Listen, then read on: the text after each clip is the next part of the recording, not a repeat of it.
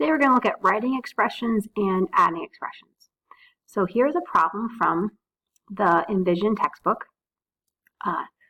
We're looking at a situation with Delilah, and she is going to pay for two things. She is going to pay for a health club membership and a rock climbing gym. So let's first look at how much she's paying for the rock climbing gym, and then we're going to find out how much her total fitness costs after M months. She's paying $40 per month, and she's also paying an initial fee of $65 up front.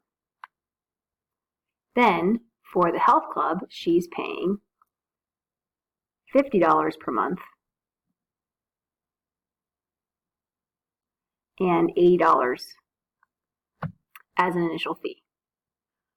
So what we're going to do is we're going to write an expression for each thing, and then we're going to combine them together. So first, I'm going to write an expression for the rock climbing. If she's paying $40 per month, and if M is the number of months,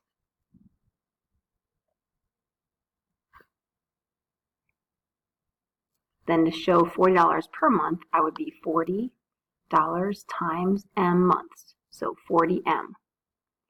But she also had to pay $65 initially. So this whole thing together is her fee for the rock climbing. So now I'm going to write an expression for the health club. You can pause it and try on your own and then check. So that's $50 per month times M months plus $80 initially. So here are the two things she's paying for, and they are their own, each separated by parentheses. So now I'm going to combine them together. At any time that you want to get rid of parentheses, you need to use the distributive property.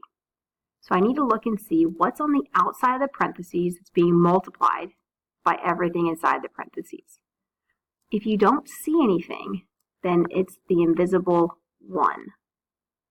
So there's a 1 out there that's invisible. So I'm going to distribute that invisible 1. So 1 times 40 is 40M.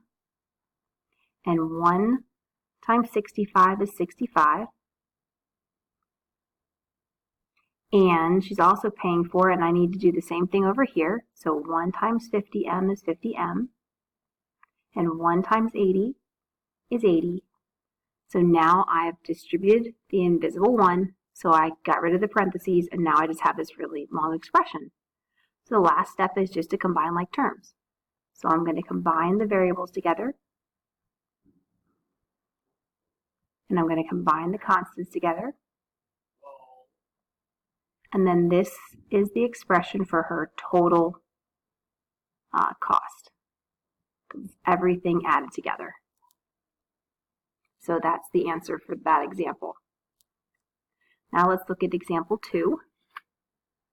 In example 2, Cindy has a cafe, and she is selling muffins and bagels. So it's hard to see in this document, but the muffins, she's charging $2.40 per bagel, per muffin. Sorry, that's muffin. And she's charging $1.80 per bagel. So the problem says Cindy spent $125 on the ingredients for the muffins and $92.40 on the ingredients for the bagels. Write an expression to represent the profit for M muffins and B bagels. So her profit would be, if she charged $2.40 per muffin, then every time she sold a muffin, she'd make $2.40. But that would be her income. Her profit is what you get after you subtract her expenses. So she got to subtract away what she's already spent to find her profit. So I'm going to write the one for the muffin first. So their unit rate here is $2.40 per muffin, and I'm using M for the number of muffins. So that's $2.40 times each muffin. That's not profit, though, that's just income. I have to subtract how much she paid for all the ingredients for the muffins. So there's the expression for her muffins. Now, pause and see if you can find the expression for the bagels. So here's the bagels, $1.80 per bagel. That should be a B for bagel, my bad. And then subtract the amount of money she spent on the ingredients.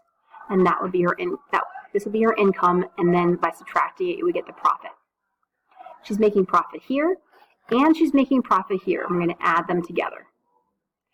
So now we're going to combine this to make one expression in simplest terms. So first we need to distribute that imaginary 1, so we can get rid of the parentheses.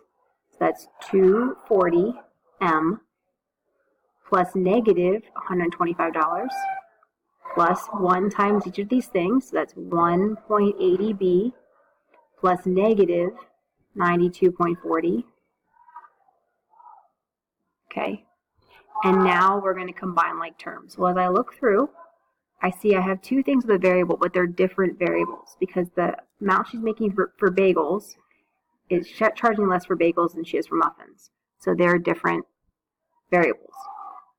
And this is how she's making money for the muffins, the $240. So I need to add that separately. And I can't add them together because they're different letters. But the expenses are both constants, so I can add those together. It's a negative $2.17.40.